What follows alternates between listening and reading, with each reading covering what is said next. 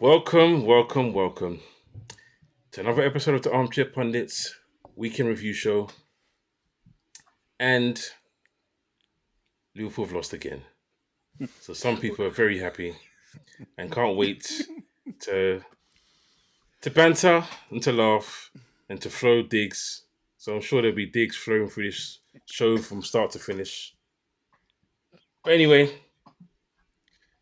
we didn't all win this weekend. We only had one winner this weekend. No, in fact, nobody won this weekend. Nobody won this week. No wins this weekend. Yeah, so all draws. Yeah, man. Has all draws apart from me. See, there's the first dig. Told you. It didn't take long. We can't be celebrating draws out here. Well, but anyway, guys, thanks for watching. Don't forget to like. Don't forget to subscribe. Don't forget to share and hit that notification button. And comment. We appreciate the comments that you guys leave for us. And we will continue to read them and to reply to them as well. So, without any further ado, how were your weekends? Not great then. Silent. You know what it is? You know who's going first. I heard Leon Lamont both sides, like both draw breath, and I'm like, right, okay, I thought you were gonna say something. You know what I mean? We spent part of Saturday together watching the game, bro. That was horrible to watch. Yeah, Liam was side-eyeing me, I was side-eyeing him. It's one of them, innit? Did you cheer when United scored? No, we went. What? Did you cheer when United scored? Why are you interrupting me, bro? I was saying something, man. I'm asking a question. Did you cheer? Yeah. I was saying, so for those that didn't know, Leon and I went to 3 Point Lane to watch Spurs versus United, and it didn't quite end up 3 Point Lane for us, so yeah. I was going to say, bro, we couldn't get 3 Point Lane. He didn't even get 3 points. It's a 1 point, bro. You didn't get 3 points last year either. No. Last year, I don't know what we got. I don't think we got anything from them last year. You didn't get anything, bro. Oh, you got nothing, bro. Yeah. Zero wins, 4 losses. Yeah. But this time, it was a share the spoils, man. Honestly. To answer the question, did I celebrate? I clapped. That's a celebration. More importantly, good goal. That's what he did. I was like, well taken. Yeah, good enough. Yeah. More importantly, Leon, did he celebrate when Tottenham scored? Of course he didn't. Okay. Of course he didn't. Okay. All right, fair enough. Not even a clap. Okay. Bro, there's no way that bias will allow him to do that, bro. I don't know. That bias is strong. I don't know. Peer pressure got the better of him. We'll start where we normally start, with the guest the player. And I made it a bit hard this week, I believe. I could be wrong. But it's up to you guys to see if you can guess who it is. So here we go. Guess the player. Bro, what is that last logo? What are you, man, doing here?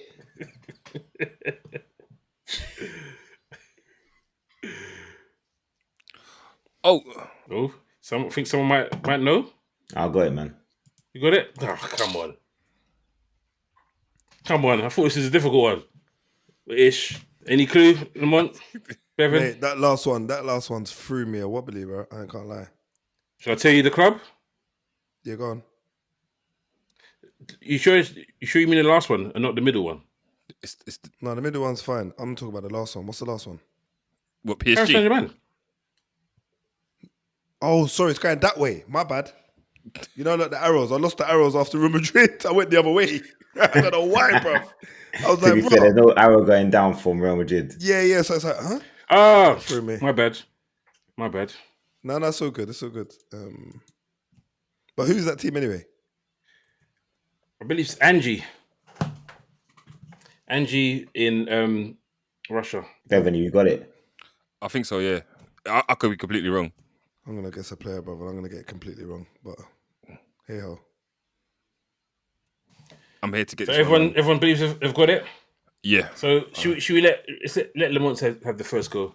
Mm-hmm. Makalele. Never play for Arsenal, bro. No. He never played for Arsenal. He didn't play for Arsenal. 2 weeks and I haven't even bothered guessing, but I was like, I'm just going to throw a name out there. Go on, Bevan. The son of Diarra. Yeah. Yes, it is. The son of Diarra. Well done, well done. I don't even think he played. He says he plays for Arsenal, but I don't think he actually played for us. He did, bro. Didn't he wear the He number did. 10 shirt or something like that? Or was that just Gallas? It might be just Gallas, you know. When I say he Number played, 10 from centre back. he might have played like 2 games. He didn't. Yeah, I remember he quickly went to Portsmouth. Yeah, he played 12 games for Arsenal. Yeah, see. In total. And need to find one that's going to get Leon stumped, which is going to be hard. But Yes. I'm have to find something. But I have to find something. I was proud of that one. That was too quick, man. Oh, man. Hey, you're going to get cooked for You saying got to Makalele. get Bevan as well, you know. Bevan's got them right too, bro. No, but it's the quickness. Bevan's got them, but you're like, yeah, I got it. I'm like, I haven't finished introducing the flipping thing, man.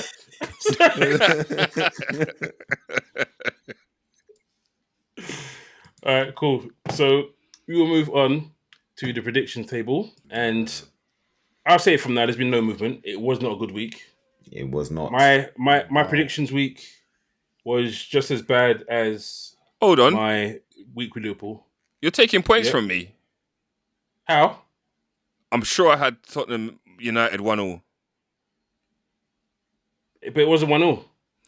Yeah. It was 2-2, bro. It was 2-2. But you should have got a point then. I think I've added your point. Oh, okay. I think I'll double check. So you're either on 22 or 23. That's what I'm saying. I'll double check. I'll do a VAR. As you can see, Darryl got 1 point this week. I got 0. Leon got 2. Lamont got 1. And Bevan got 1 as well. But there is a bit of VAR check on that one. Because which one are you disputing, Bevan? Man United, Tottenham. I'm sure I said 1-0. Yes, you did. So correct. You got 1 point. So, yeah, 23 points for you. But we'll move on to the first game. Apples and oranges, isn't it? Apples and oranges, man. Yeah.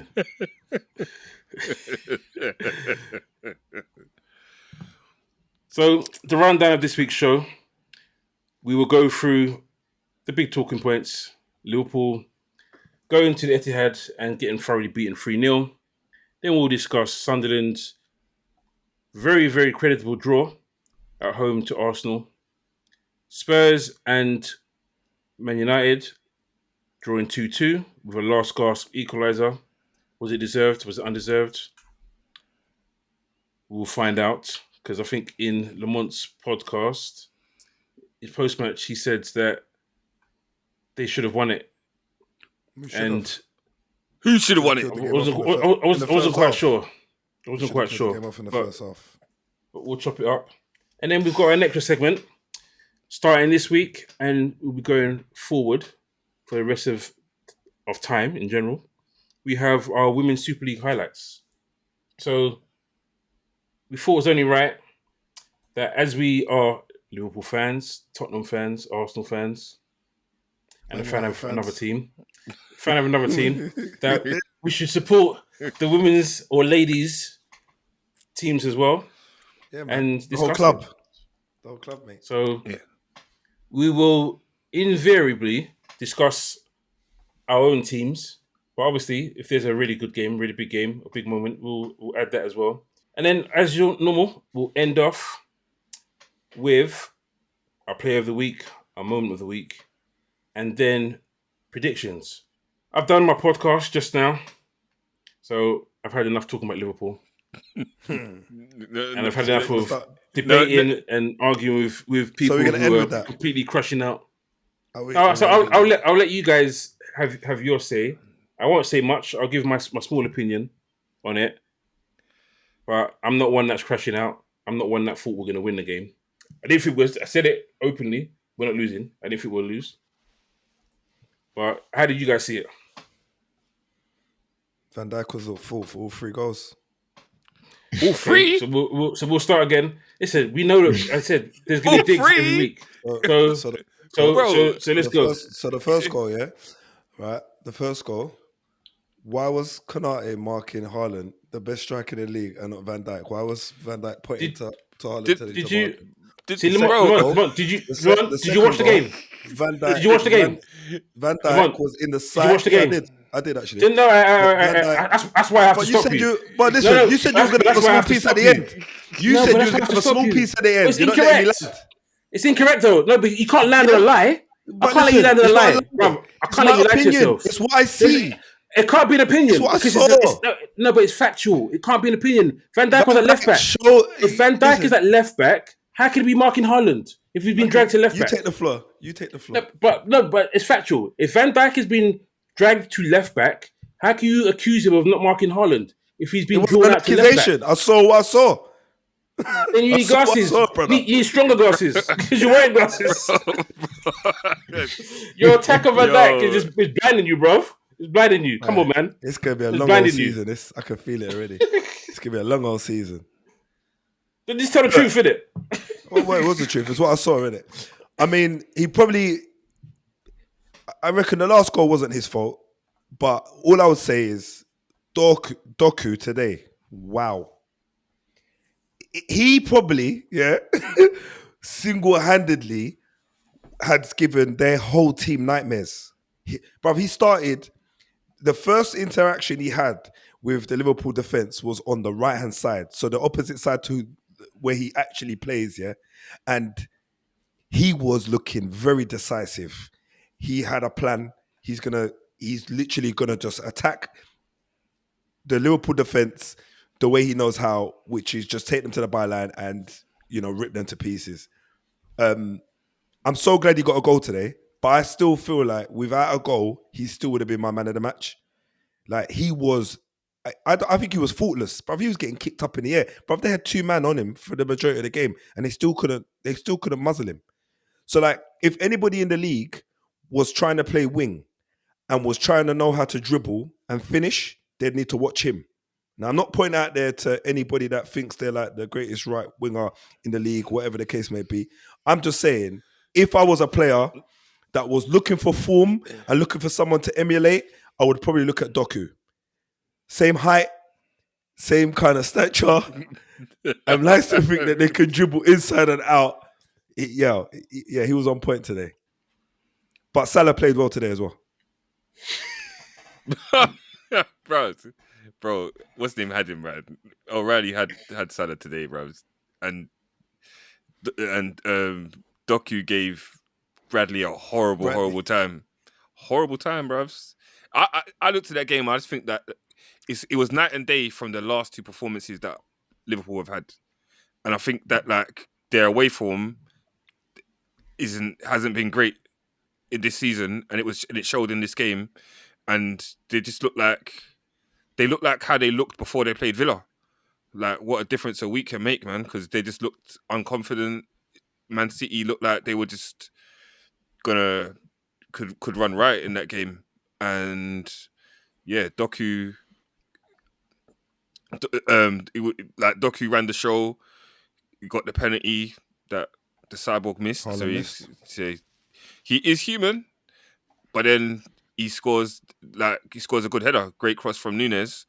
And I disagree with Lamont that Van Dijk should have picked him up because he peeled off into Konate's shoulders. Like, what, both of them supposed to mark him at the same time? And then the ball kind of flicks off. It was a weird goal, man. It's almost like he just touched it into the far corner. I will say that Van Dijk was at fault for the second goal. When he just sticks his foot out, I don't know what he's kind of doing there. But the third goal, Doku shows that he's more decisive this season. I feel like last season he was doing a lot of the getting to the byline, doing a lot of the skill, but then there was just no end product from it. Today, he's given Bradley, and I'd say he's given both Bradley and Konate some horrible times in this game as well. So I think Gravenberch was even doubling up on him with Bradley at times. He was getting dragged over in it. Yeah, I said a couple of weeks ago, I don't want this Man City team to start that train running, and that game today, really, I wanted it to be a draw. I didn't.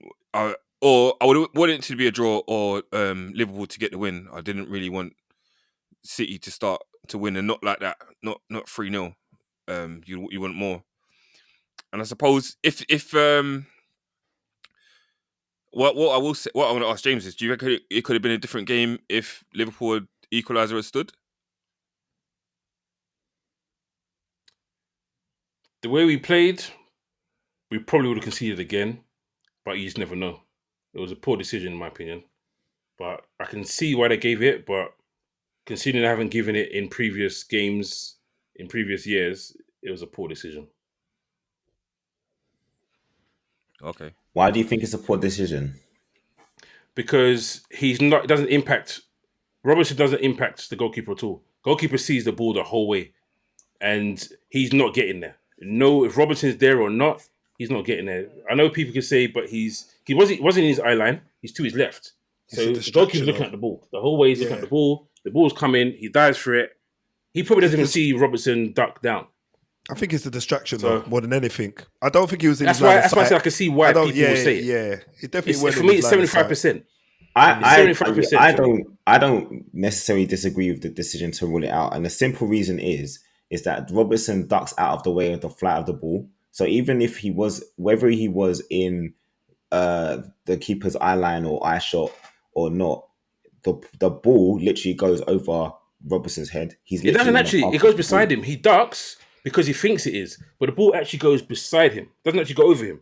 But he ducks. But he's still in the path. He's still right in the path, and he's in the offside position. Yeah, but like I said, we've seen it before. Wolves had the same, almost exact same goal, same referee. Wolves, Man City's goal stood. We had last year when we beat them 2-0. Like Szoboszlai shoots and Jones is right in front of the goalkeeper, and it goes to the goalkeeper's left. The goal stands. Jones literally standing right in front of the goalkeeper, and it goes past him, and it goal stands. So we've seen that goal being given so many times. It's just like, okay, today decided, we're not going to give it. But as you said, you can't say it's outrageous like some people have been saying, because he's there, he's offside, and he can be seen. But it's just the fact we've seen it given so many times that now you want to change your mind on it. Yeah, I think that's the problem with VAR. As much as we say that video assistant replay is supposed to help, or referee is supposed to help, but there's still decisions that are being made and they're still getting it wrong even with the technology there. So can I ask you a question? That's because they got to slow it down and stuff like that. How many times they had to replay the penalty? Yeah. That penalty was going on for ages. For ages. At first I was thinking, just on that, Bev. Yeah. On that, Bev, yeah. The angle that they showed on the VAR, was a worse angle than what we saw on telly when they done the replay. Because when we saw the replay before they showed us the VAR screen, I was like, he's touched him twice. But then when they went to the VAR, Kanite runs across the screen, so you can't see the frame where the second touch happens. So it is a little bit of I feel like in them moments, it's a little bit counterproductive, because it's like, what are you actually showing the ref here? Unless they're just talking to him in his ears. Do you get what I'm saying? And giving him the guidance and saying, sorry, mate, we ain't got the angle that you need, but stay here for 10 more seconds, and this is the decision you need to actually give, because he touches him twice. Do you know what I mean? But James, the question I'm going to ask you, and this is honestly without a draw out, what is the reason why Slot is not making the decision to drag or drop Salah? Like I struggle to understand. Right, this game was away from you at 3-0. Salah is going to do nothing for the next half an hour. He isn't. He's not going to score 3 goals against a City that were dominating the majority of that game, if not all of it, okay? But you're going to take off McAllister, Bradley, Wirtz. Obviously, before the third goal, he took off Ekitike, so it's almost irrelevant. But he's going to take off those 3 players, right? And not even think, you know what, let me just take Salah off, man. Sure. And, give these other guys a go. Like, and that is me being very genuine, because no one has an answer for that, though. No one has an answer for that, apart from the fact that he sees Salah as the kind of person up until this season that even when he's not playing well, he just gets a goal. He just finds a way to get a goal. That's the only reason. That's the only thing you can think of it, because some people have asked for him to be dropped full stop just before he got his 2 goals in consecutive games. Some people, as you've said, have said, why does he have to play 90 minutes? Take him off. But I think no one will be able to answer that question other than Slot, in all honesty. Because I agree, there's games where he should come off. And you've got a Chiesa who's naturally a right winger. Play Chiesa there. Why are we always playing Chiesa as a striker or as a number 10? It doesn't make sense to me. So, but I'll go back onto what you said at the beginning in terms of Van Dijk's fault. You're correct. You were wrong, but you were correct. The first goal, Van Dijk is at fault. But not because he didn't mark Haaland. Van Dijk is out left back. And Robertson is fine at centre back. When that breaks down, Van Dijk should just stay at left back until the play gets seen out. But he doesn't feel comfortable. Understandably, he doesn't feel comfortable out wide. So he wants to get back into centre as soon as possible. But Robertson's like, no, stay there. There's 2 players. There's 2 players there. Stay there. But Van Dijk runs in. So he was at fault at that point. But for me, it's the wrong decision there. But Robertson still had time to get there quick enough. And Wirtz, at the same time, that's Wirtz's man. The right back is the left winger's player to defend. So Wirtz should have been a lot closer to Nunes. Because Nunes dummied with 2 players next to him and none of them even closed down at all. So obviously the cross comes in and then you've got, for some reason, someone who jumps so high normally defensively, Konate doesn't get off the ground. Then he flicks it onto Haaland's head. Haaland has no clue. Yeah, he's got his eyes closed. He hits his face. Huh? Yeah, he had his eyes closed. Yeah, he flicked it. Then he opens his eyes and he's doing this. And then he looks towards the goal and sees it going on top of the net. And he goes in and he celebrates. So, yes, he's at fault for that goal to a degree. But there's stuff that could have been done after Van Dijk went centrally to stop it. Yeah. The second goal, I'm not so harsh on Van Dijk. I had this debate with someone in the WhatsApp group. The ball comes so quick. I don't think he deliberately sticks his foot out. I think it's instinctive. The ball comes to him, and we've all done it when playing football. The ball comes to you, you instinctively just do something. You stick your leg out.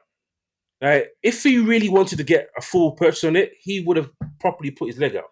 But you see it a lot with defenders. The ball comes quickly, and you do something. He sticks his leg out, and unfortunately, it goes in the back of the net. So some people can say, just don't do nothing, don't stand there. But it's hard. It's an instinct. The ball's come in, you instinctively just move yourself, and the ball goes in. So, yes, you could say he's at fault, but I think that's harsh. Because Van Dijk is Van Dijk. It's going to be blown up as in a massive... But defenders do it across the world all the time, and it happens. The third goal was just quality. I don't know why he said Van Dijk was involved, because he was nowhere near that goal. He wasn't near, apart from the second goal, he wasn't near any of the goals really. Yeah. That's the reason why you went 3-0 down. But it's one of them things, in it. When you're not in form and you're losing, it don't feel nice.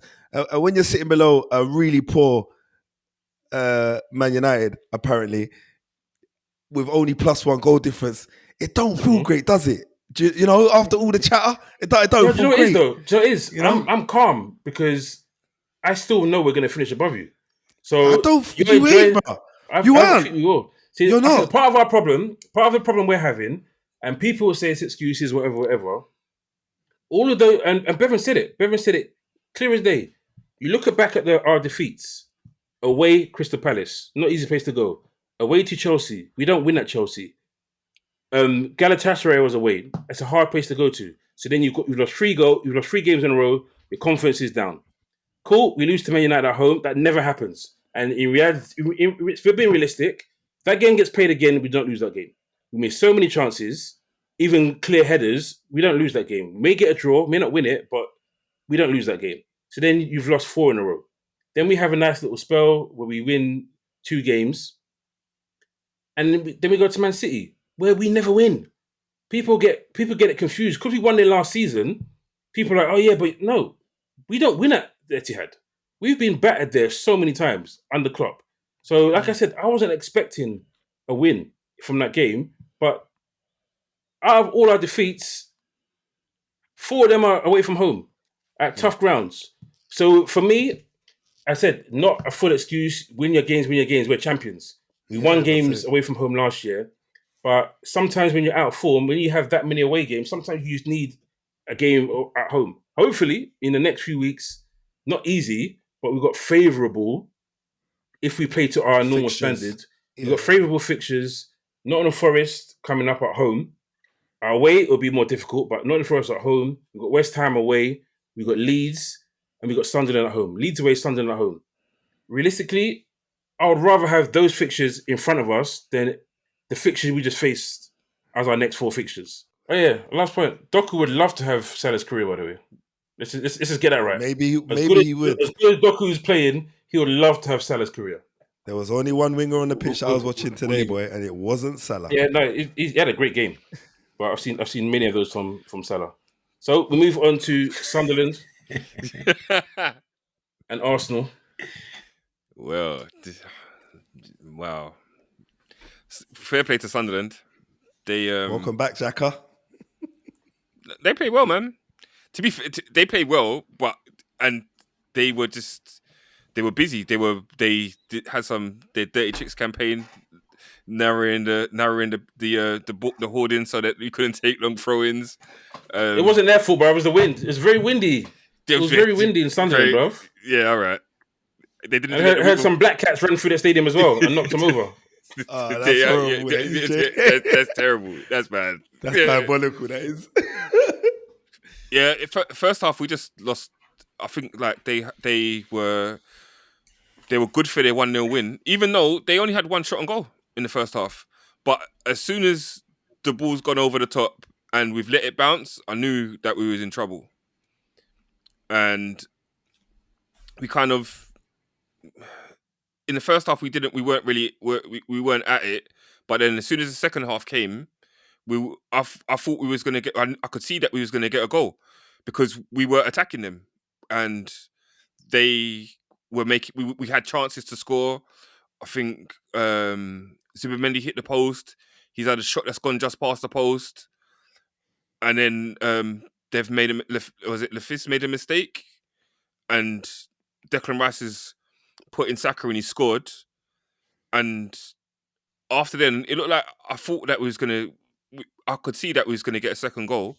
And it's come from like a brilliant goal from Trossard. And the one thing I will say about poor defending as well, though. A little bit poor defending. Gave him too much room. Yeah, but I mean, both their goals might be poor defending, but like that's the finish. And when you look at it, the one thing I can see about my team this season is that once they lose the ball, they work hard to get it back. And there's a lot of times when, as soon as we lost it, we won it back like really, really quickly. And I just think that what's happened in that game is that we've allowed the pressure to be put on us. And it's just the second goal was similar to the first one. It's just the ball into the box. Ballard's won it. Gabriel's not been strong enough for Robbie. The keeper's come out. The keeper's come out when he didn't. I don't think he needed to. And if he doesn't come out, I don't think he doesn't score. It's just when you say he wasn't strong enough against Bobry, did you not see how he was manhandling him? I'm surprised Bobry even managed to have anything left to put on the ball. But he had him in, I don't even know, some kind of headlock, DDT type. I don't know what he was trying to do to him. And then he was holding his face after Bobry scored. That was funny. Yeah. I mean, those things happen. At the end of the day, like I've seen my team play these kind of games and lose. This game, we drew, and I think it's worse because we've conceded that goal in the last minute. But really and truly, they've had 2 shots on goal. They've scored 2 goals, and they were trying to. They were trying to bully us, and in some aspects of it, they were getting the better of the physical battle. But then in moments of the game, we stood up to it. It was just that that what we needed was that last bit of concentration, and to maybe not sit back as much, and maybe take the game to them a bit more, and we would have got out with a result. And then even when we've scored the equaliser, we still create another chance to win the game. And if it wasn't for a good save from the keeper and another block from Ballard, it's 3-2. So he had the game of his life, though. He had the game of his life. He had a very good game. Yeah. So Arsenal youngster, innit? Yeah, he was. Yeah, it was at the time. It was hard. It was a hard play pill to swallow. But I can't, like, Sunderland were worth the draw. I can't say there's not much really I can say about it. I do think if we did have Gyökeres in that game, I do think it's a different game because he gives us. I was going to ask you that question. Do you genuinely think that? Yes, because he gives us something different. It gives us something different for the way that we attack. As good as Mourinho is finishing, he's not the same striker up front where he's going to be hustling, bustling, and fighting with defenders in the same kind of way. And stretching the game as well, because he likes. He doesn't run channels. He doesn't. Yeah, he doesn't pull defenders out of position. Really, he's kind of static as a false nine. Really, so I have to agree. Obviously, if Arsenal will look at that result and think they went behind, but managed to turn it around and get to 2-1. And from there, if you didn't think Sunderland would be able to come back, but you have to give them credit. I think they never gave up. I think the physical battle, they were up for it from start to finish. And I think it was more will that got them back into that game because, as you said, I feel like Arsenal controlled it. Once they went ahead, you didn't really see Sunderland coming back and actually scoring. You felt once Arsenal put Mosquera on, you're like, okay, now the game's done. They're not really gonna concede another goal. But it just shows you, once you put the ball in the box, once you put the ball in the mixer, chaos can happen. And you've seen David Raya, who's been outstanding this season. He's come rushed out when he had no right to come for it, really. And as a goalkeeper, sometimes you wanna come out and claim the ball so you can kind of dead the game. And I feel that's why he rushed out. But he has no business being there because the ball, he's had to come so far for it. And once Bobby gets his toe to it, he's in no man's land. And as you said, I think Gabriel will be disappointed because he obviously loses that battle with Bobby. But I think it's the fact that at that time, Arsenal retreated probably a bit too deep. And normally in games where they've managed to see games out, they've not sat back like that, especially against someone like Sunderland, who what they want to do. They want to put the ball in the box. They want to be physical. So I thought it wasn't a bad performance from Arsenal. I just don't think. I think it was just one of those games. It was a tough game going up to the northeast, going up north, windy, rainy. It wasn't easy. But for them to come out with a point, I still think it's a good result, and I think Sunderland will give quite a few teams problems as they already have this season. Yeah, no, I agree, and I think as well we've had three away games in a row, and two wins and a draw isn't bad. Yeah, we played Burnley and Slavia Prague, but you still got to go away to those fixtures and get results.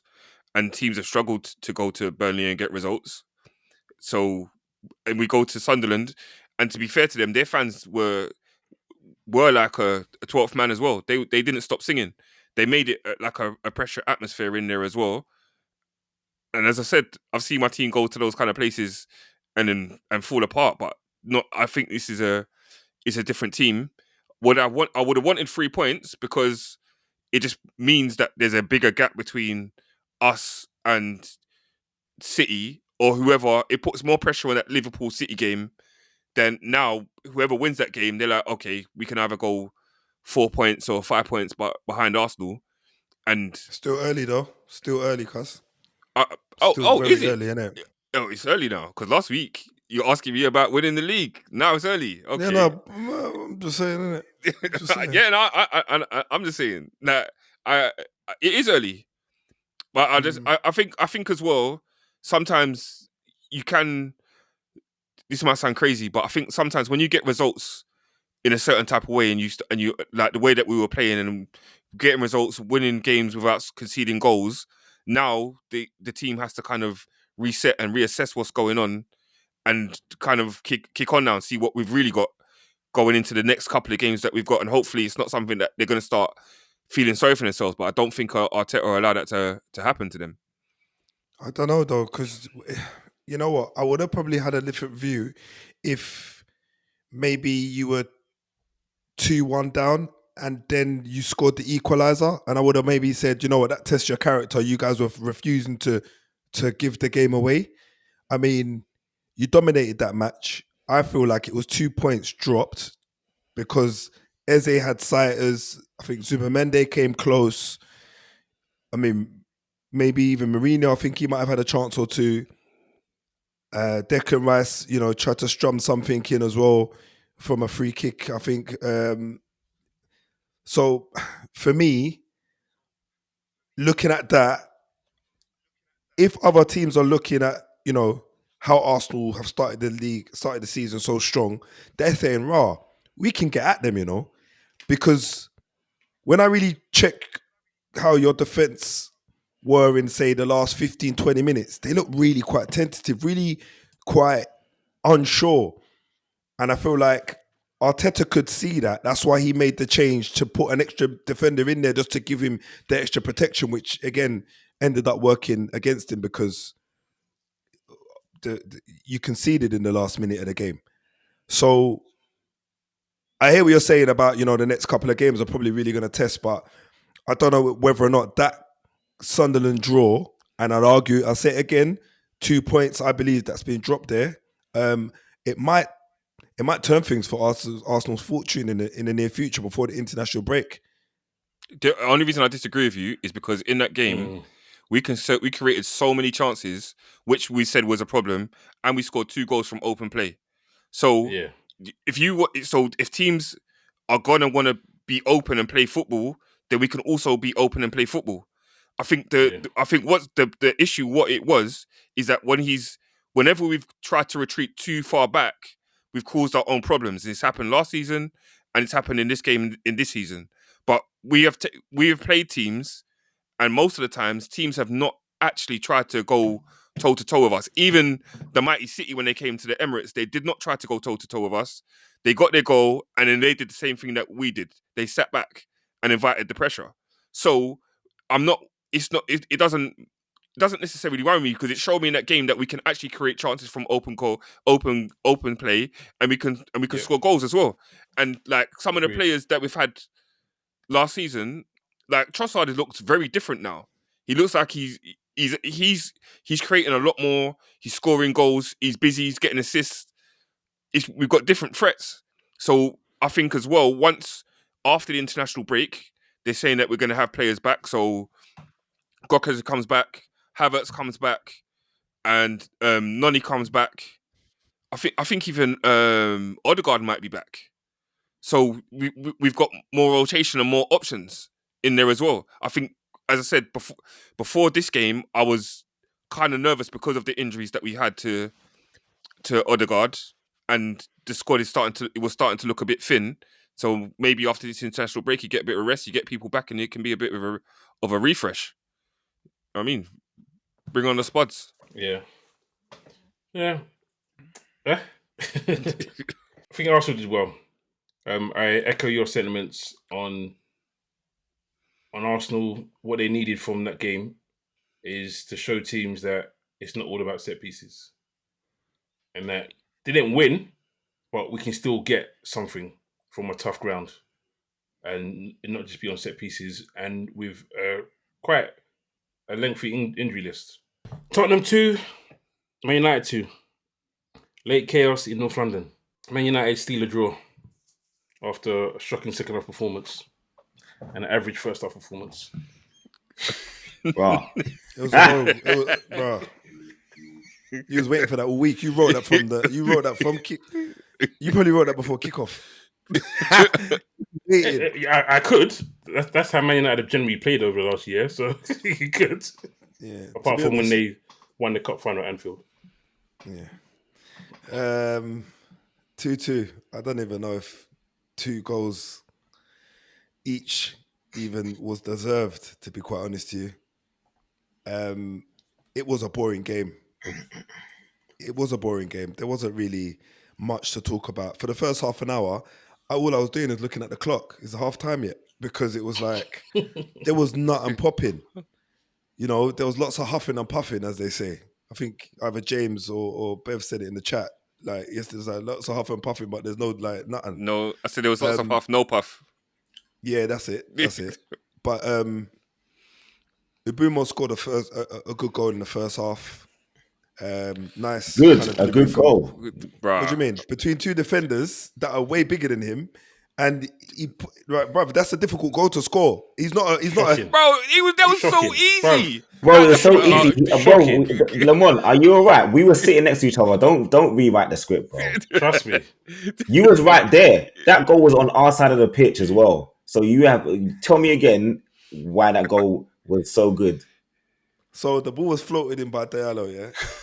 The trajectory, bro. the trajectory, and the way it just dropped on Mbeumo's head, he had to rise up against Romero and Van de Ven and nodded it back across past Vicario. I think it was a superb goal, but then we went back to sleep again.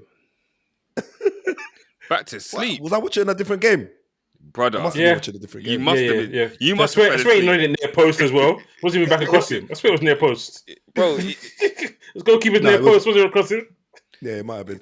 But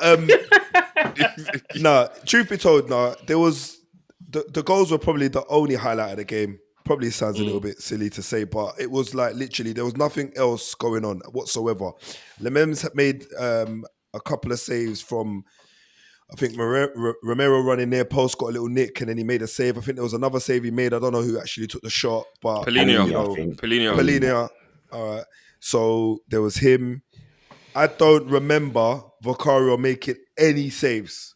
He didn't. From United.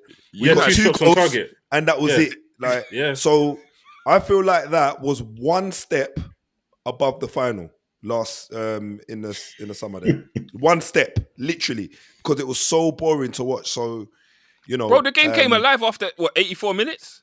That's what I was saying. There was nothing to write home about until the 88th minute, and that's when the game came to life. It was strange because obviously Tottenham were looking for a goal, managed to get it, but it's only after they made a few changes that there seemed to be any sort of attacking cohesion. Because before that, Man United didn't even really, from a tactical perspective, do anything special.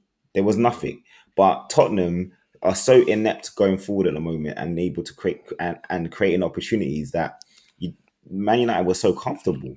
And that's the reason why I felt it was such a boring game up until that point. And obviously we had an injury to Kolo Muani. He came off. We brought off Xavi Simons, which at the time I thought was a pretty bad decision because there was definitely 2 people who had literally done nothing all game, being Brennan Johnson and Richarlison. But Richarlison obviously ends up getting a goal from Odebear's shot, which he basically heads in. And bringing on Tell made a difference because he brought energy, he brought determination. You know, we're yet to see the wonder kid side of him, like at Tottenham. I think he's still finding his feet in the Premier League. Great goal though. Goal. It was a really good goal. It was a good cross from a doggy. He controls it with his back to goal, turns and strikes it, and it takes a little deflection off the defender, but it goes past Lamens. And from then on, you only felt Tottenham were going to go for the win. But what did I say?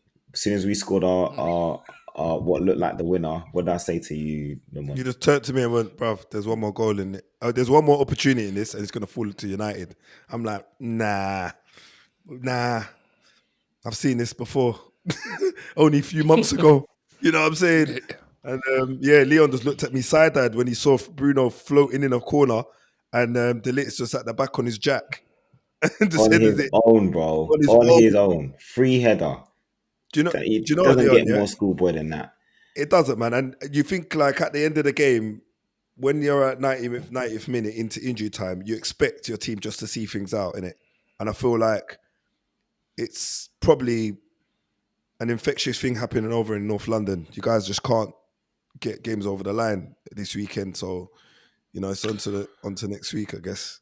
Bro. It's one of them, innit? Bro, you had 2 shots on goal, bro. What is going on with your attack? Why can't you create chances? You know what? So We've done the same thing. we done the same thing against Nottingham Forest last week. We went 1-0 up in the first half and came out second half. I don't think we had a game plan. In probably less than 10 minutes, 2 goals conceded. Looked like we're going to lose the game. And then we grabbed it at the death. We've done it 2 games on the bounce. We can't go through the season doing that. No chance. The positives I'll take out of it is 5 games unbeaten. I can't take anything else than that. From that, I can't, honestly, all I can say is 5 games unbeaten. We've scored a couple more goals. Mbumo's got another goal. I do feel Cunha will probably want to chalk this one off. And I feel like we need to look at the type of changes that we're making as well, because we've taken off, and I'm going to say this, we've taken off Casemiro again, and we look like we've just lost all navigation in the middle. Like there's no control in there. Absolutely none. And we've done it 2 weeks in a row. I feel like the stats men who have been employed need to be questioned this week and say, right, what are you looking at when you're telling me to make these changes? Because it's affected us 2 weeks on the bounce. So let's hope that next week we see something, a little bit better. Seshko needs to look at himself in the mirror, right, and say, I am a man. Yeah, I am 6 foot tall. I will score the next chance I get. Like what they did in Cool Runnings when Junior was talking to his brother in the mirror. And he goes, yeah, he needs to do that. He needs to get his bridge behind, and so he can tell him, this is what you say to yourself. He runs in on goal. For me, he should have taken the chance a little bit earlier. Leon reckons he maybe should have taken an extra touch to take it out of Van der Ven's path. Either which way, for me, he should score that opportunity. He doesn't, and he limps off with an injury 30 seconds later. Bro, he doesn't get up. Doesn't get up after the challenge, does he? No, he doesn't. He doesn't get up after the challenge. Can I ask a question? Leon, was Porro injured? No, but he was having a stinker. An absolute stinker. And that's the thing. I mean, the reason why Porro is important for us is his delivery from set pieces and his ability to actually provide a long ball. But the problem with that is when he can't do either of those things, it becomes a problem because defensively, he's also weakest at one-on-ones. Like the wingers will always fancy their chances against him because one-on-one defending is probably his weakest asset. But yeah, I think there's still work to do. I think the combination of Palhinha and Sarr is probably a better combination for home games because Sarr's he's got more legs than Bentancur and he's more likely to provide something more going forward. Go for it. Yeah. I think Odebear is probably, apart from Kudus, the only other player that is capable of taking people on and beating a man, especially one-on-one. I don't think he does it enough. I don't think he attacks the space enough. I think I saw in the week Henri was talking. Him and Bell were talking about wingers being too conservative nowadays. They're spacing behind a defender, and they don't just go and push the ball and run and attack the space. And you saw what Doku did today. It's almost like he watched that episode and was listening because every single time there was space behind Bradley, he was attacking it, and that's what Odebear needs to do more of. Because it's not even that. He said it. He said it in the Liverpool game. He speaks to Henri. Henri and him speak on a level, and he said Henri is the only person that actually speaks to him and tells him, when you dribble, do this. Not when you dribble, you need more goals and assists. Yeah. And he's like, but how? What do I do? He said Henri is the only person that actually tells him, when you do your dribble, you need to do this, this, and this. Then you'll be able to do this. So he said that. I think he said that this season. He implied this season he's improved a bit because of one-on-one conversation with Henri. That's good. And Henri was like, why you bait me up live on TV? Oh, yeah.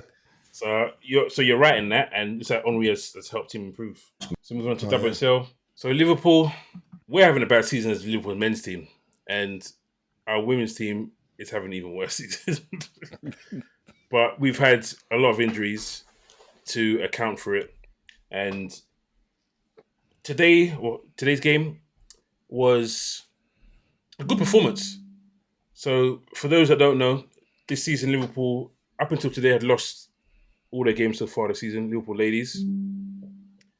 But we played Brighton today at home, and it was a good game.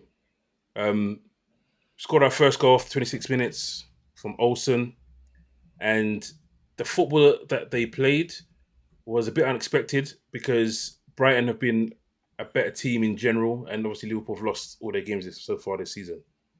But as I watched it, I just couldn't stop watching Nagano in midfield. She's like a controller in there. And it felt like every time she got the ball, she had an extra second compared to everyone else. It's like almost like a force field around her. She would turn left, another person would turn right, and she would just turn right and they'll turn left. So our sloppiest moment of the game, we can see the goal. They go down the right-hand side, and the goal scorer actually gets onto the ball first. Her name was Kadaji, and she plays out wide, and no one tracks her run. And I was like, oh man, like she's just in the middle of the box, free as a bird. And then she strokes it in through the goalkeeper's legs, Kirby's legs. To go back to earlier in part of the game, I feel like the keeper should have done better there, though. Yes, the we were lucky. Keeper should have done better, though. Yeah, you were lucky because Nandozi, I don't know if she was wrong-footed. I think she thought Olsen was going to go with her sliding shot, was going to go to the right, and all her weight was one way, and then she just collapsed on the floor, and then the ball just trickled. It was like, it was one of those moments that you think you love to have that back again. Other than that, I thought she was all right during the rest of the game, and it was even, and portions of the game were even, but our issue has been this season and was again today is we don't get enough shots off on target. Yeah. Right. Yeah. Shots wise, we had 12 shots, they had 11. But we had 4 shots on target. 4 shots on target, they had 7. And we created one big chance, which we scored. They created 2 big chances and they missed both of them. So I was upset because West Ham were at bottom of the league as well and they hadn't won a game. They won 1-0. And we went into the 93rd minute and we were 1-0 thinking, yep, we're not going to be bottom. We're going to get a win and we got a draw. So, man, it was disappointing. I think they're probably going to have, you're facing Chelsea next. Yeah. And they're top of the league and flying.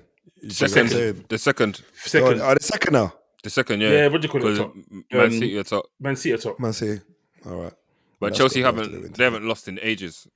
Not in the league anyway. They went all the whole of last season. Unbeaten the whole last season. Yeah. Yeah. They had their own invincibles. And they haven't lost this season either. Yeah. No. Yeah, well, everything's going to change. It's an uphill battle. We've got a new manager in Gareth Taylor who has done well at Man City. So it's a long road. We just need to make sure. Looking at it now, sounds like daunting, but we just have to make sure we don't get relegated. Just pick up some wins so we can go up the table. Because last year we didn't do so badly last season. So hopefully we can spring a surprise against Chelsea and get a win, or at least a draw. But then the biggest game of the game week was Arsenal versus Chelsea. Heavyweight clash that ended in a draw amid huge controversy because of, or in my view, because there's no VAR. Yeah, I agree. If there's VAR, Arsenal win that game 3-1. Yeah, well, I think you'd like to think so anyway. yeah, true. Because we should have been 1-1 out on stage today. So yeah, you're right. It's debatable. Yeah. Give me something, man. Yeah. No, you get nothing, James. You get nothing, mate. You had a nice season last season, bro. You need to suffer some pain. Yeah. Yeah, go on, bro. No, I was gonna say. I think in the first half, Chelsea were at it. They hit the post. The link up between Alicia Thompson and Writing, and she's hit the post, and then they've linked up again, and then Thompson's like dinked the keeper, and the keeper had absolutely no chance. But then we get we get the chance where Blackstenius has scored what you call a valid goal, but for some reason the referee's giving it as handball. I don't know if it's because of the way that she's jumped back and she's moved her hand backwards that she thinks it's hit her hand. But when you look at it, the ref has looked at that for like seconds, like at least like 10, 15 seconds have gone when she's looked at it. They've run off and celebrated, and then mid celebration she's like, "Nah, call that back, handball." And you think that you could understand you'd be upset if that's happened to you as a player. Then we get like Russo then scores a goal, which I think that one could have been. I know we said a VAR. That one could have been offside. She looked like where she's leaning, she could be offside. But obviously, you don't know with the lines. But she's taken a goal well, and then we get another goal. But sorry, the assist from Malcolm was tidy as well. Yeah, it was. And then Marnham, she gets a chance in the second half as well, and I think that she's onside, and she buries it, and that's like the last kick of the game. I think that the Arsenal manager gets a booking because of protest. She gets booking because of the protest. She gets yellow card because of the protest. Rightly so, though. Yeah, and I think that's like one of the biggest talking points of the weekend, because it doesn't matter that you look at those games, you look at those goals, and you could say 2 out of 3 of them could have stood, or you could mix them away around whatever way you want. But I think that Arsenal should have come away with the win in that game. And after the season that Arsenal have had this season, where it's been a bit indifferent, I think it's like a couple of draws in a row, a loss and a couple of draws against a Chelsea team that have been flying last season. You kind of want that to kind of build momentum going into the rest of the season. And hopefully that's what happens. Hopefully that they build that momentum and they start to have a bit more confidence and be a bit more free flowing in the way that they play, because they can play when they want to. It's going to be tough though. Chelsea, they're still, after not losing that game, they're 33 games unbeaten. How do you stop a juggernaut like that? I know we said that Man City are top at the moment, and it could be a case with Man City with the 2 strikers they've got. Well, one of them's not even a striker anymore. Their run and how they know how to win, even before last year, it's going to be interesting. But having one Arsenal team flying high is more than enough for me, man. Yeah, we can have. I mean, if they beat Chelsea, you'd have been sitting third, weren't you? But I think your next game, what you got? You've got Spurs, right? So it's a North London derby, yeah. Yeah. That's gonna be interesting, to be fair, because that's gonna be a battle, I reckon. Not too sure who's gonna come up trumps. Not the way Tottenham are playing. Tottenham today, hey mate, it was a good game. It's better than last season. Last season was as bad as Tottenham's men's team, but this season they started off well. To be honest with you, is it all right to segue? Go for it, man. Yeah. Tottenham were on a decent run this season, but today they were found wanting against London City Lionesses. They started off the game poorly in a way. A couple of corners didn't deal with well, and the first goal comes from ball into the box. Tottenham are able to clear the lines. It ricochets to the Lionesses. They find it play the ball back out towards the edge of the 18-yard box, and it's tucked in by Godfrey. Responded well, got a penalty, and it's tucked away by Tamberg. But then on the counter attack, Tottenham were obviously pushing forward to get a goal.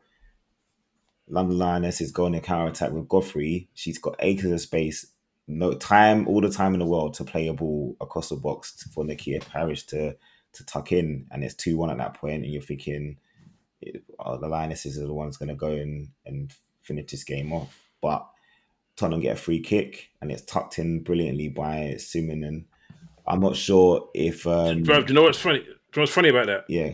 When I was watching it, the commentator was like, I've trained with her, and every training session top bin. She'll stay afterwards, and it's gonna be top bin. And she's gonna score. And the co-commentator was like, "You put a bit of pressure on her, and then bang." It's The a way she brilliant floated kick. it as well. Yeah, it Brilliant wasn't power. It was just just like a little position. chip It's one of those float. ones where you float it Mate. with curl over the wall, and the keeper doesn't really have no chance with that elevation. Nah. The keeper doesn't have no chance. And at 2-2, the game is anyone's at that point. There's more than enough time for either team to go and win the game.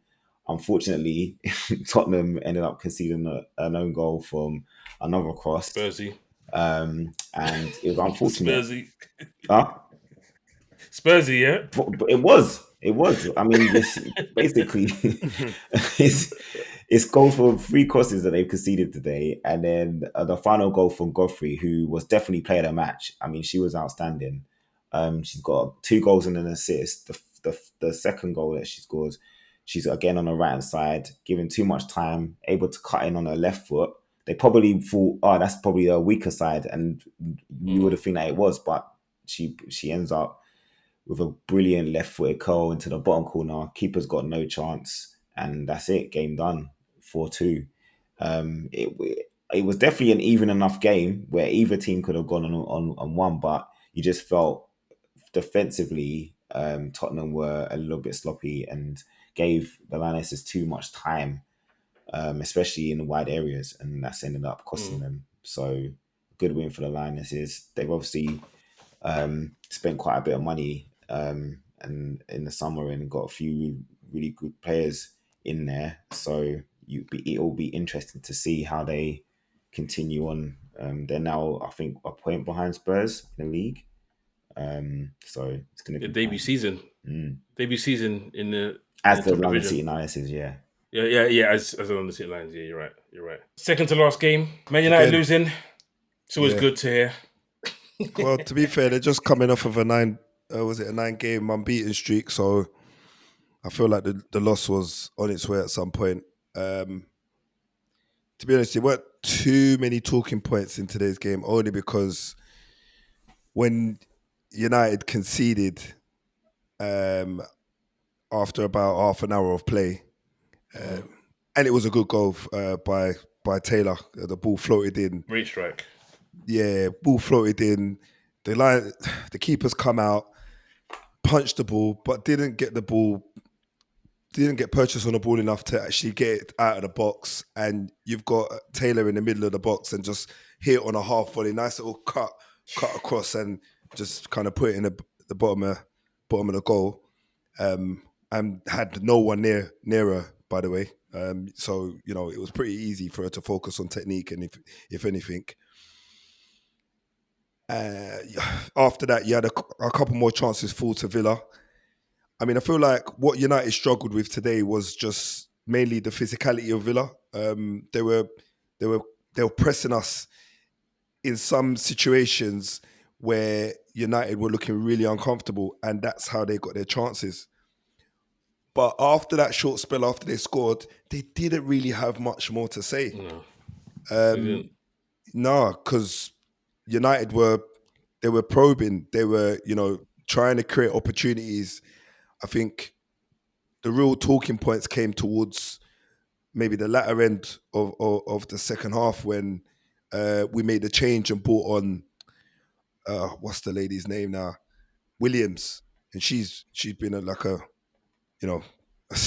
she's been a mainstay in United's squad for a few years now, but she's come on, and at the age of like 30, I think she's 39 now, she's still managed to make 37. some space. 37. Okay. Yeah.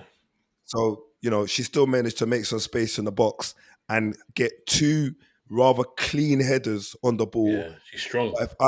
But if I'm honest, I feel like she could have maybe done a little bit better with the header in terms of just directing it away from the keeper rather than at the keeper, because it was a pretty easy save for the keeper to make. But I guess you've got to get the opportunity, right? So she done the right thing in that sense. But you'd hope that you could just get the equaliser, coming on as a substitute, 10 minutes before time, and just kind of make a difference. I was looking for some more. I was hoping for some more from Toon and Rolfo and even Park, because Park's been outstanding this season. Park plays on the right wing for us.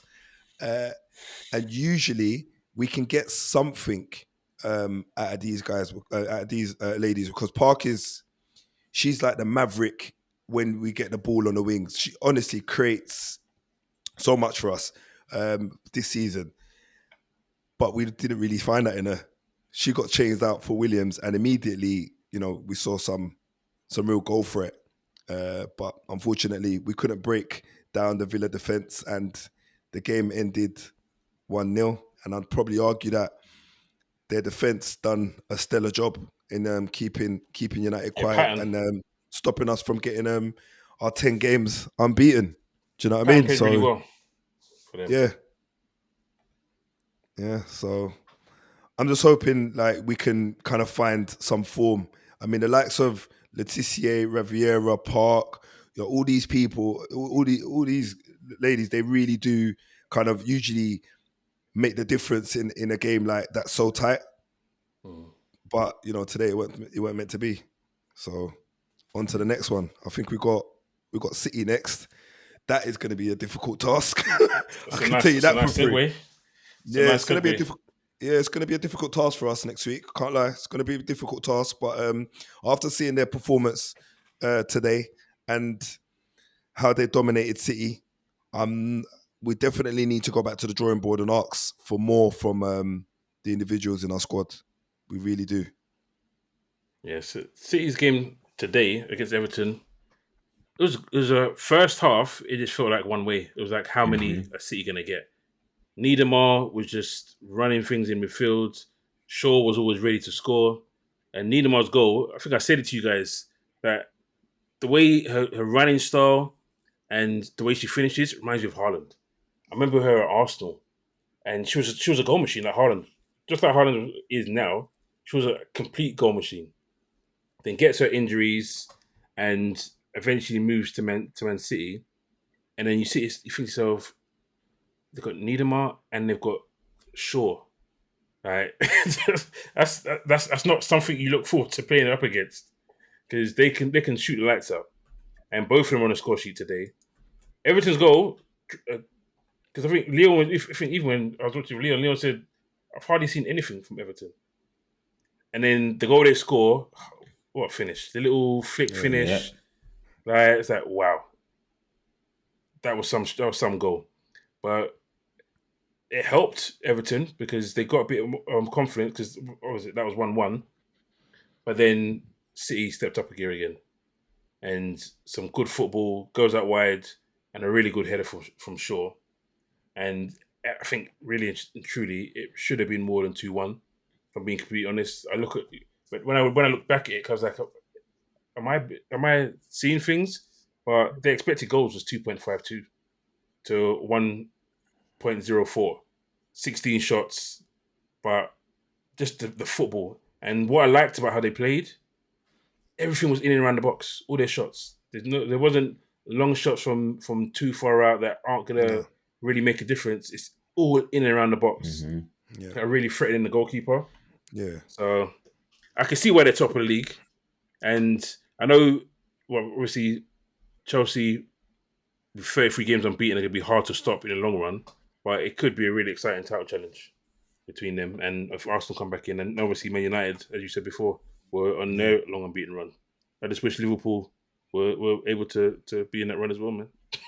Yeah, no, you guys got yeah. See, you guys you had a run of your own as well. Anyway, didn't you? Was it 9 games? Yes, we did. As last season.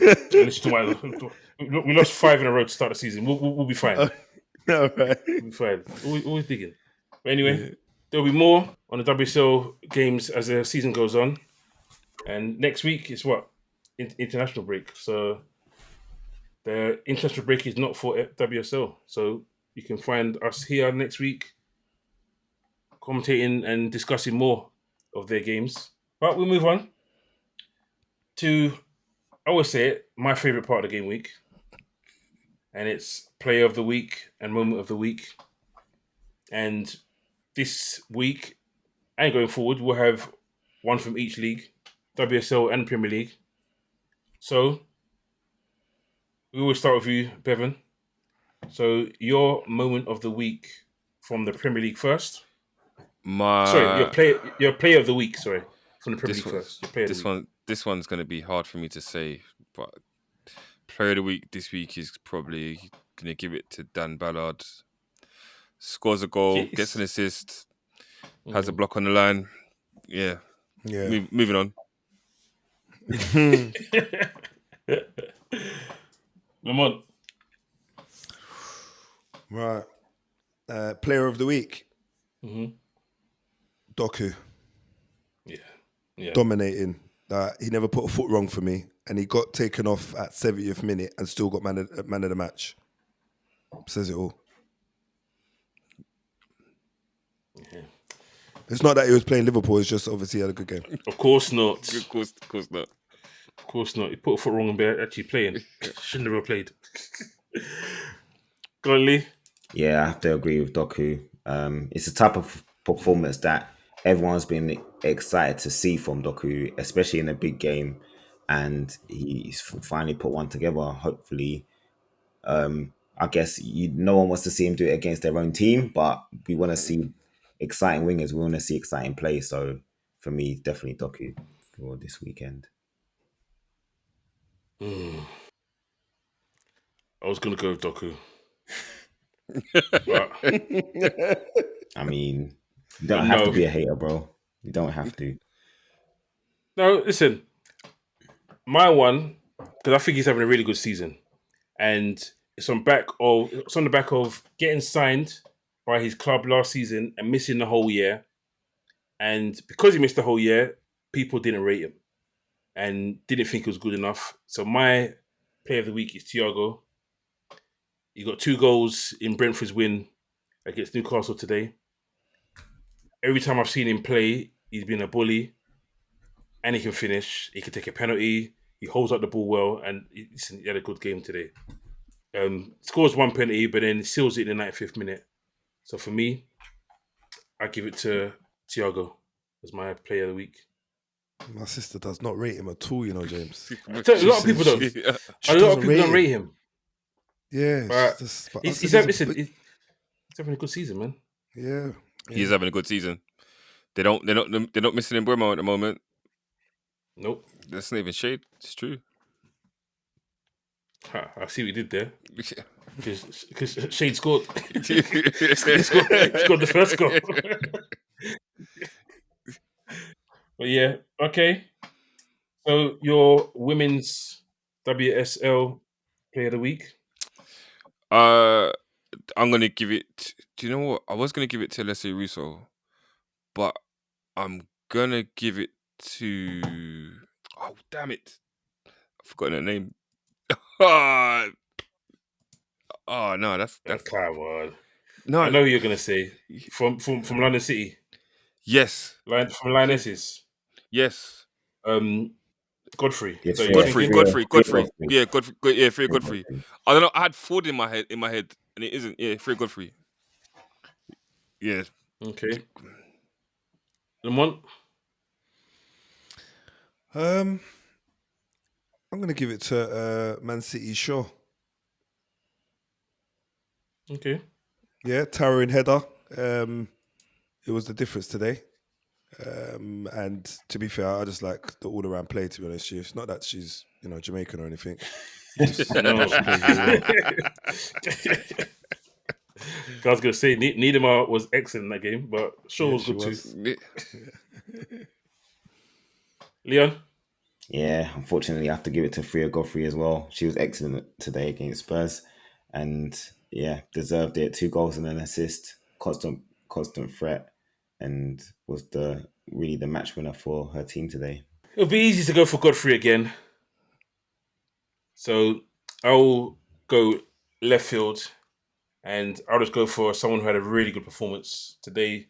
And I said it at the start. I think Leon had dropped off at the time when I first started it.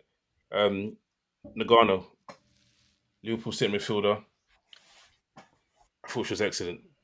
She controlled the game. So Nagano gets my player of the week, my WSL player of the week.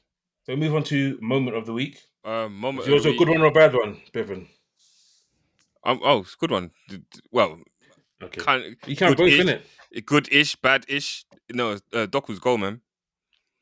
Like, it's good to see him actually with some end product to start scoring goals and stuff like that. Little jinky then bends it far corner. Yeah. So my moment of the week's going to Doku. Okay. The one. My moment of the week is probably going to go to Van Dijk for his assist for the second goal.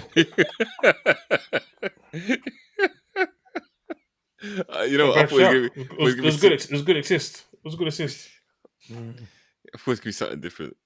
Leon. Bit of hateration here. I'm going with Brian Bobby, equaliser against Arsenal. Brings them back to the chasing pack again, and just puts a few buffers on the old.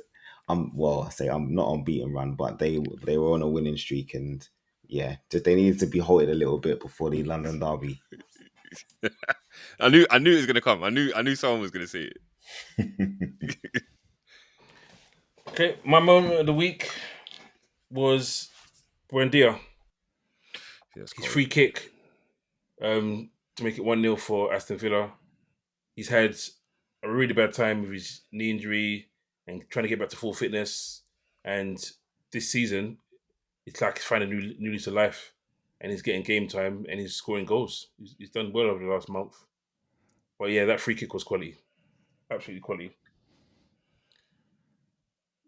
So, Bevan, your WSL moment of the week? There's about 3 of them or 2 of them. Whether it's Black Stenius' disallowed goal or Marnon's disallowed goal, take your pick. Any one of those moments of the weekend for me. Okay, cool. Lamont? I'm not gonna lie. I was gonna say the same thing, because those are what really matters. Those lack of decisions and things that don't go in your favor, they make the difference. Like at the end, do you know what I mean? When you're looking for points and stuff. So yeah, man, I have to agree with Bevan for once in my whole ACP career. That yeah, yeah, them decisions or lack thereof need to be highlighted. Lee? Yeah, I don't want to do the same as the guy, so I'll go with the free kick that Sumanen scored for Tottenham today. It was a great moment, as you said, the commentator's timing as well, backing her to score the free kick, and her ended up doing it. It was pretty special. Well, that was actually going to be mine, but I always like to be different on here. So I will go with Godfrey, her performance in general. The 2 goals and the assist. The second goal on a weaker foot. Quality. Absolute quality. So, that is our player of the week and moment of the week. So, we'll move on to the last segment and we'll do our predictions. So, first game up, this is 2 weeks away. So, boy, who knows what kind of form our teams are going to be in, what injuries, touch woods that we won't have over the international break. But we'll see. We'll do it now. If there's any changes, maybe we'll look at it on a different show as well. But Liverpool, I've got Nottingham Forest at home. Lamont? Liverpool, Nottingham Forest at home. 2-1 to Liverpool. Is it going to be a draw though? Nah, let's give it 2-1 to Liverpool. Okay. 2-1.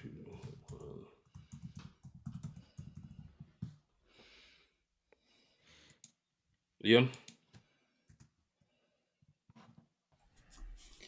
Ooh,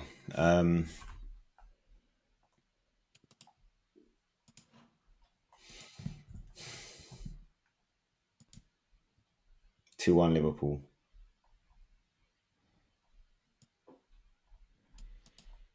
Everyone Everyone's banking on that set piece goal, aren't they? Yeah, mate.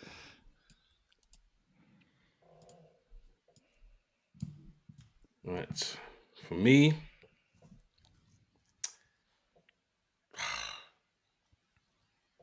right, let me say 3-1 Liverpool. Trying to distance 3-1 yourself from the Liverpool. pack, yeah?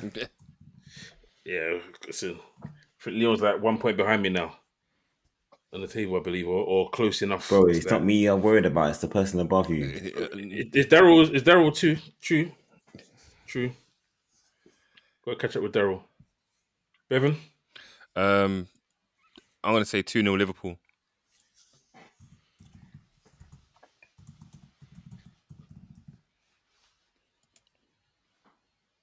We'll get Daryl's one later. So, the biggest game of the game week. The Mersey. The North London derby. And who do you think is going to win? I think it's going to be an Arsenal win, you know. Boring 2-1 again, but I don't even know if Arsenal are going to let them concede. You know what? 2-0 Arsenal. 2-0 No. Arsenal. 2-1. 2-1 Jesus, Arsenal. 2-1. bro. 2-1. Jesus. 2-1. 2-1. Yeah, we got to stop these switcheroos, man. What do you mean? I'm dithering. You're lucky. You're in the 3 seconds. I got 3-second timeline. Right? Oh yeah. You're in the 3 Lee? 2-0 Arsenal. So it's always tighter than it seems, but you're away from home. We You're better don't away go from to home. Emirates and do anything, man. I know. My I issue. know. That is my issue. I'm gonna go 2-1. I'm gonna go 2-1. What did Bevan say? I haven't said yet. He hasn't said it. Bevan's about to go now. Yeah. 2-1 Arsenal. 2-1 Arsenal. I hope we're all wrong. Just know that. So do I, bro. So do I. Yeah, I know. mate. A board draw. Let's go draw Spurs. again. No. Spurs win. Richarlison to score. Spurs win. You need to cut down those 10 points, boy. Jeez. I blame you, bro. If you put the mockers on us. Who, me? Yeah, you, Bevan. Yeah. Me? You wish for our downfall, and it has come. That was a month You did it ago. live. You did it live on here. Exactly. That was a month ago. You did it live on here. And we haven't been the same since.